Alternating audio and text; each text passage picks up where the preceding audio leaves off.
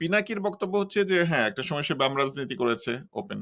একটা সময় সে শাহবাগ আন্দোলন করেছে, মাস্টারমাইন্ড আপনার হিসাব মতে, ওপেন। পরবর্তীতে সে পরিবর্তন হয়েছে এবং তার একটা দীর্ঘ সময় কিন সে আওয়ামী কিন্তু শাসকের পিনাকি বিরুদ্ধে সিরিয়াস করেছে, কিন্তু রেগুলার কিন্তু দিয়েছে, কিন্তু জনমত পিনাকি করেছে, হ্যাঁ, কিন্তু পিনাকি গ্রামে-গঞ্জে পর্যন্ত রিচ হয়েছে। তাই না? বাংলাদেশের সবচেয়ে বড় অ্যাক্টিভিস্ট এখন পিনাকি।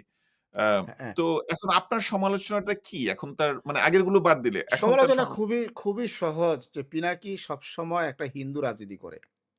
ঠিক আছে? আপনি হাসিনা বিরোধিতার সাথে আপনার হিন্দুত্ববাদের যে রাজনীতি যেটা আছে সেটাই পিনাকি সবসময় করে। ইসকনের বিরুদ্ধে তো এবং পিনাকি অ্যা নাকি? এব এ এবং হচ্ছে না আমি বলছি এটা হিন্দু রাজনীতি। এটার সাথে ইসকন বা এরকম কোনো কিছু না। যেকোনো কিছু মানে হইতে পারে হোয়াটএভার। হিন্দুত্ববাদী রাজনীতি যদি আপনি বলেন, বাংলাদেশে আ হিন্দুত্ববাদের যে রাজনীতি সেটা করে বাংলাদেশে এবং হচ্ছে হিন্দুত্ববাদী রাজনীতির ইসকনকে একটা ভূমিকা হিসেবে দেখা হয়। না মোদি একটা শুধু আইডল। এটা ইসকন পিনাকি না। একটা এখানে সবার এখানে বিরুদ্ধে বলেন। আপনার বলেন।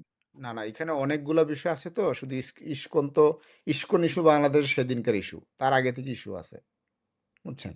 সেক্ষেত্রে হইছে যে আপনার মানে পিনাকির ফ্যামিলি হচ্ছে ফ্যামিলি মেম্বাররা তারা কিন্তু হচ্ছে ভারতীয় সেনাবাহিনীতে কর্মরত।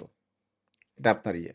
এবং পিনাকির বিষয়ে যেগুলো ইনফরমেশন আপনার আছে আরকি। হ্যাঁ?